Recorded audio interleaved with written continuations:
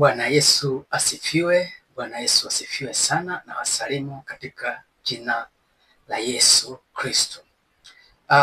Inapofika siku nyingine huwa tunakaribishana katika kujifunza neno takatifu la Mungu ambalo linatoka katika Biblia.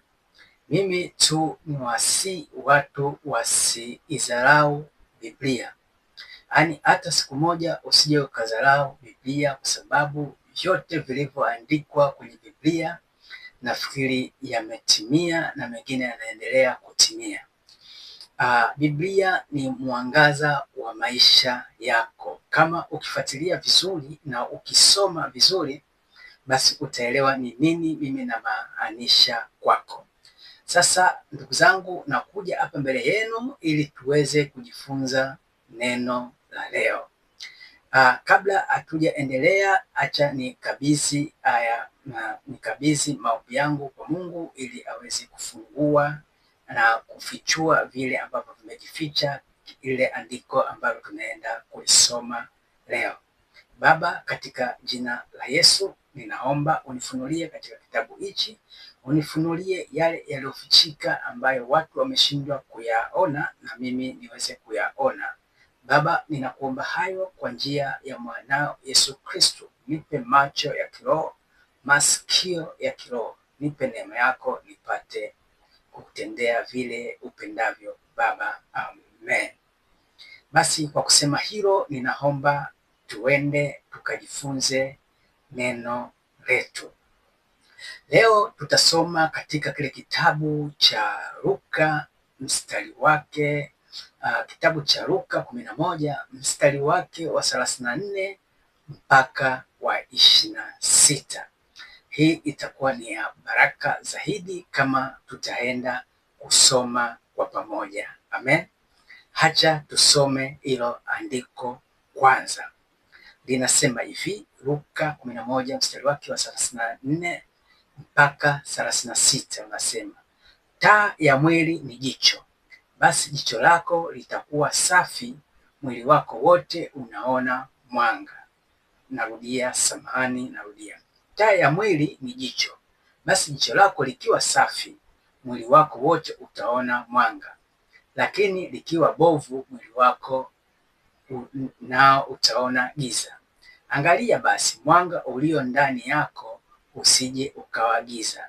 Basi kama mwanga umeenea katika mwili wako wote, wala hamna sehemu iliyo na giza, mwili wako wote utakuwa na mwanga mtupu, kama vile taa imulikayo kwa mwanga wake. Amen.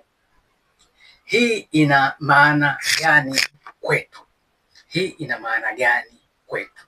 Nataka nitoe maana fupi ya ili andiko ili tuelewe vizuri, na sema kama vile Mungu alivyonifunulia ili tuseme pamoja. Jicho linaashiria mtazamo wako. Jicho linaashiria ule mtazamo wako, nia na jinsi ulivyoona mambo. Kwa hiyo jicho linaashiria ule mtazamo wako, nia na jinsi unavyoona mambo. Ukiwa na mtazamo safi au moyo safi, maisha yako yatajaa nuru, kweli, hali ya wema. Ukiwa na mtazamo mbaya, nia mbovu, maisha yako yataingia giza, dhambi na upotofu. Yesu anasisitiza, linda moyo na fikra zako, kwa sababu ni dhahiri maisha yako yote. Kwa hiyo unapolinda moyo wako ukawa safi, basi ile ni dhahiri ya maisha yako. Kwa hiyo unapouchafua moyo wako, basi yote pia itakuwa ni dhahiri ya maisha yako, ambayo maisha yako yatadondokea sehemu mbaya. Lakini unapotunza jicho lako, ukaa sio mdhambi, ukaa sio mtu wa maovu, basi nia yako itakuwa nzuri na utadondokea sehemu nzuri.